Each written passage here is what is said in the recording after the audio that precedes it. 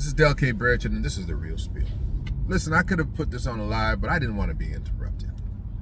This is a focused thought that I just needed to be in my own mind with. I'm going to post it for y'all, for you guys to see it. It could have been a live. I should have done it in a live, but I didn't want you interruptions. Listen, the thing about men, and you know, I'm coming to talk about a particular breed of men. You know, I've been on this rock for a few years now.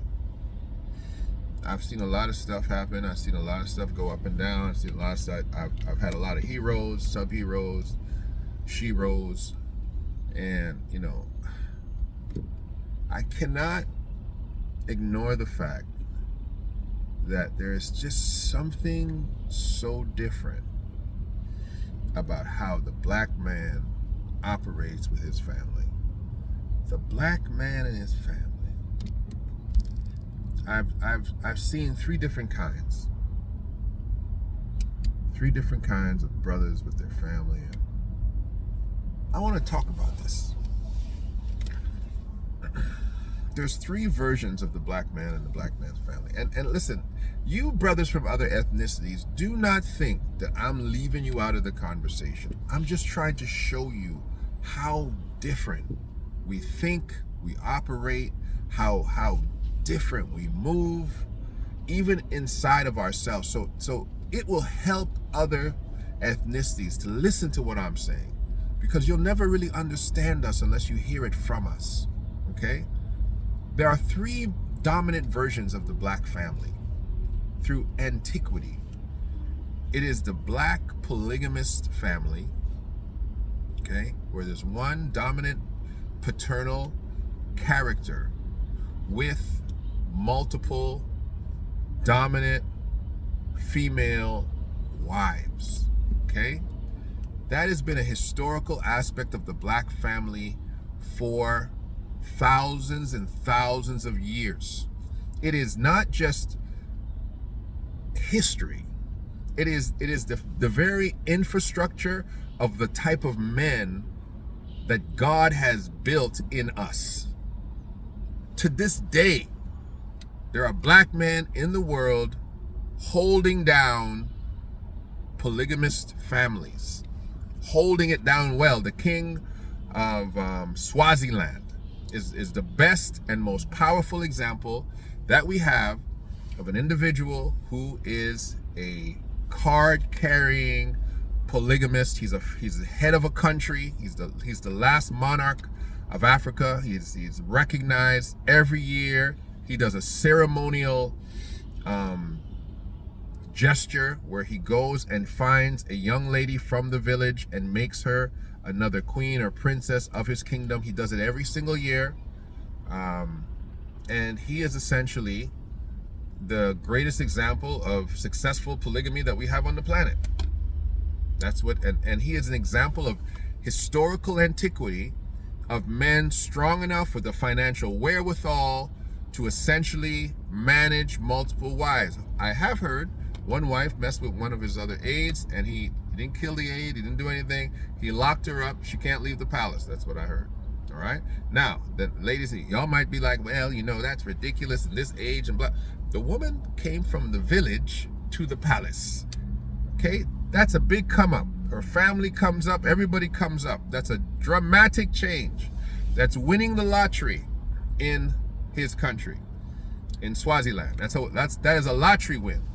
So some of y'all be looking around thinking, oh, you this and that and that and this, and talking about women's rights and all this stuff. You know, for that lady, that's a massive come up, right? And some of y'all who, you know, selling you behind on social media shouldn't be having that conversation. They're looking for a sugar daddy and all those kind of things. All you Kevin Samuels clients, y'all shouldn't be doing that. All you looking for high value man, y'all shouldn't have nothing to say, because that woman found herself a high value man. She found herself a king, and she shouldn't be messing around with his aides. She should be waiting around till the king can get around to her. Hey, that was her choice. Nobody took her by a shotgun. But these dominant polygamous men, through biblical antiquity, because some of y'all like to face the facts that the religion that you sit down under is a Judeo-Christian religion full of polygamists. Polygamists, right? And I know the European or the Eurocentric opinion of this particular conversation is, well, you see all of the men who had polygamous relationships, they never had a good time of it. It never went well because it was never God's design. That's a damn lie. We have a lot of successful polygamous relationships in the Bible. You can go down the list. Go down the list, baby. Those relationships, some of them were fine. And you got relationships that were non-polygamous, and they were terrible relationships, right? Jezebel and Ahab, let's use that one. Ahab was not a polygamist. That was a terrible damn relationship. Horrible. You got a lot of them. You can go back and forth. Relationships are built according to the covenant that those people decide to make in their relationships and how they honor those things, and that's what they do. So why am I mentioning that in a 2023 lens before I go into my other two types of relationships? Because maybe just let's play with me with this. Maybe the reason that we have so many of these women, black women, raising their children alone in these single mother homes is because, of course, the accusation, he cheated on me with another woman, right? He cheated on me with another woman. I didn't want to be in that relationship with her. But what if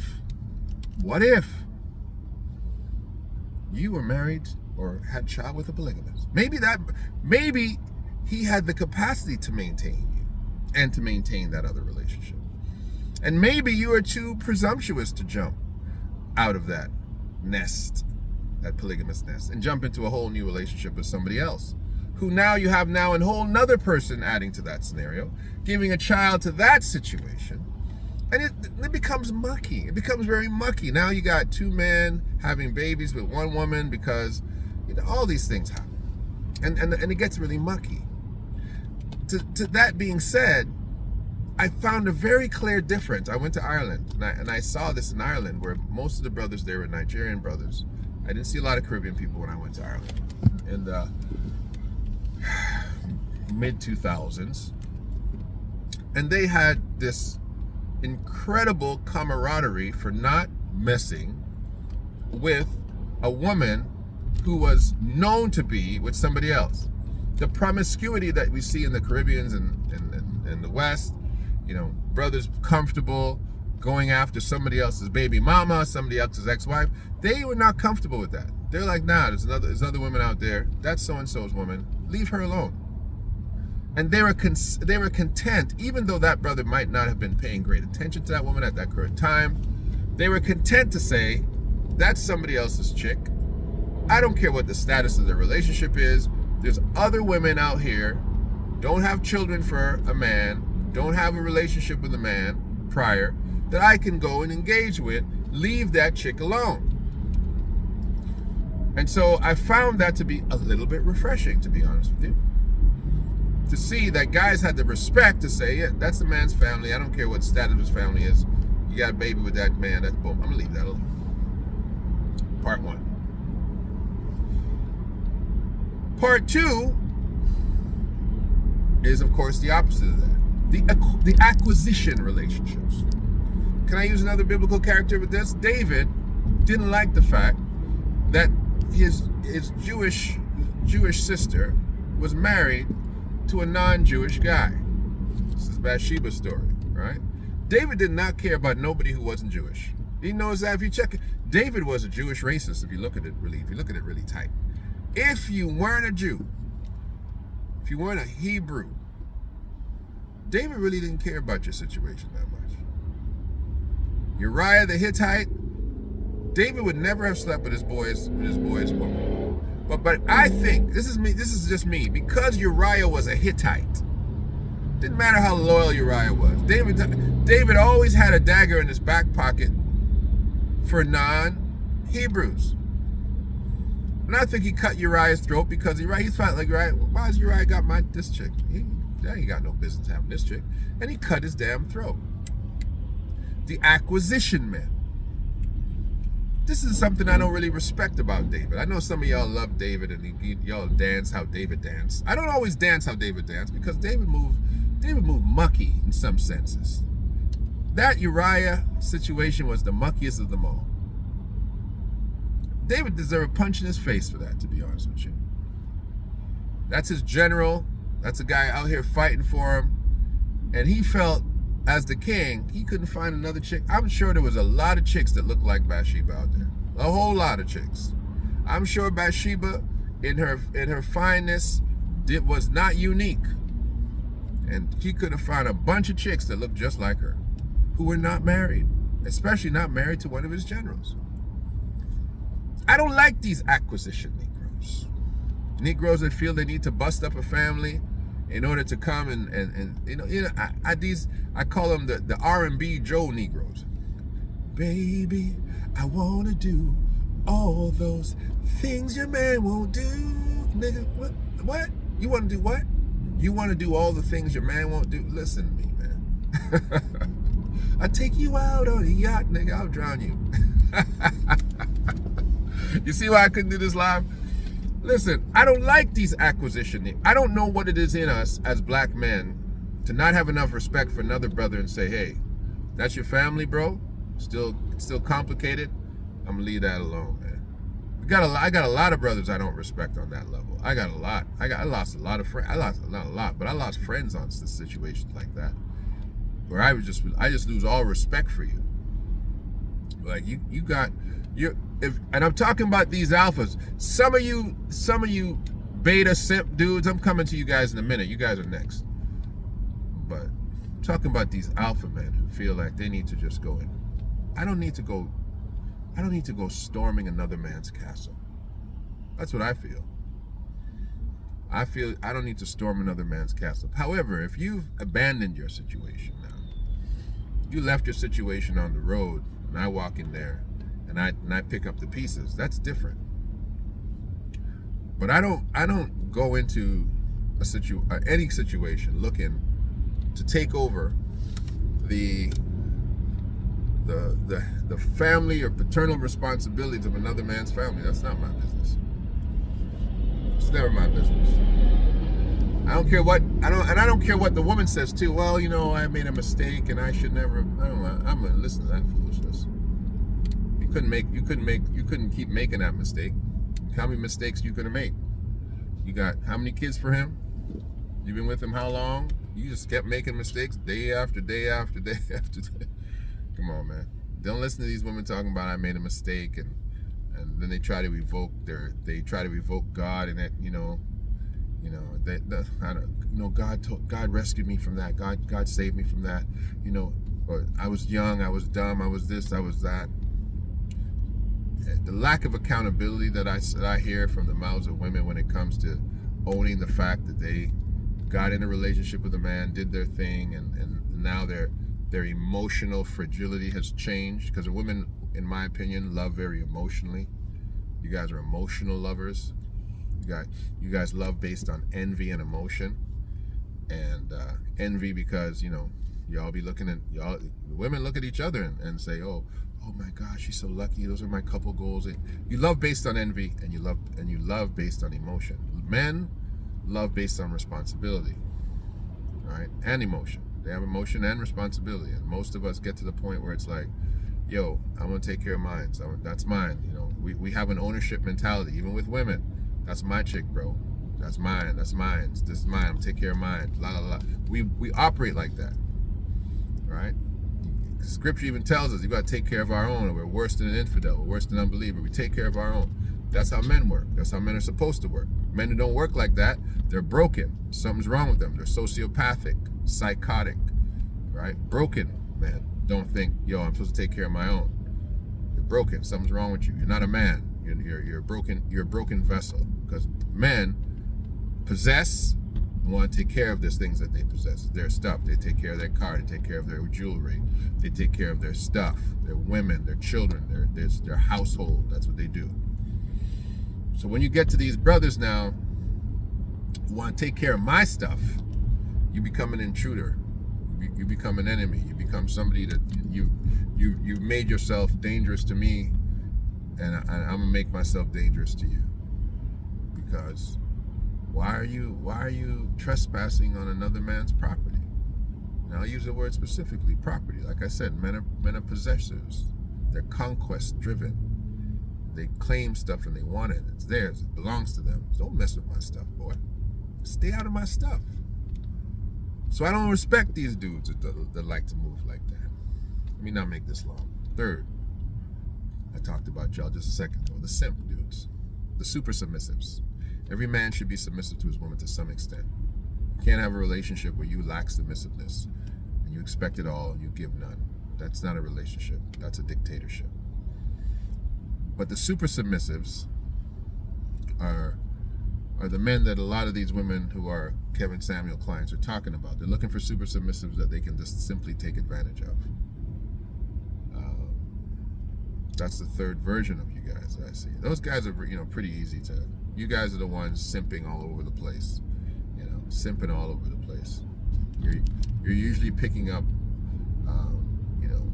very aggressive women who rip their way out of their own relationships, and you're going to simp your way, hoping to pick up scraps that alpha men have left behind. These chicks have run away, and you're hoping to simp your way in. But when they find you and realize that you're not man enough to contain them, they're going to eat you alive. It's going to suck all your resources out of you, and you're never going to be fulfilled. And that alpha is just going to always be the one that's in their heart anyway, because you're a simp. You're not man enough to hold that, right? You're not man enough to hold that. You're just gonna pick up the pieces a little bit. They're gonna cry on your shoulder a little bit. They're gonna get simp sex a little bit, but after the fact, alpha's gonna walk in there and their heart's still gonna skip twice. So we have these categories of men that create such an incredible complexity when it comes to the black family and the approach, how these guys were raised. All of those different types of men, children are coming up underneath those different types of men. The simp, the conquestor, the guy who's got multiples all over the place. The kids are affected psychologically and they're socialized different. Socialized to think, to know and to recognize, yeah, that's my brother, although he didn't come from my mother. Socialized to think like, oh, mom has a new husband now and the last daddy's gone. Socialized to think, oh, this is what a man's supposed to be, a guy that caters to everything that my mom wants and a doormat. So as a woman, I should look for that, and as a man, I should be that. And we're drastically affecting the culture because we don't have one set paradigm for what a man should be and what a man should not be. And I think about it every day. Every day I sit there and think about it. But all I can say is, and this is where it gets to, and this is what a lot of y'all don't like, and I'm sorry I can't help you. But some of us make up our mind and say, we're this kind of man I'm going to be, and that's it. And if you don't like it, too bad. And I ain't changing. I'm not altering me. I'm not moving from this finished product that God and myself have created in my own psychology. And I'm going to bring it to the table. I'm going to bring it to the marketplace. And it is what it is. You're not going to be able to adjust it. You're not going to turn the volume down. You're not going to be able to adjust the contrast or the brightness. It is what it is. That's who I am. That's how I've been made. That's how I've been constructed. And this is the culture of man. And this is the name of this message. The culture of man. Something to think about. What are we building? What are we building? You can pack a man with information, but information doesn't make him a man. You can put information in a computer, you can put it in a book. A man is a completely different construction, and we got to figure out how to make him better. All right, that's my time. I'm not Dr. Umar Johnson. I'm not politically correct, but I am Del K. Brereton, and this is The Real Spiel.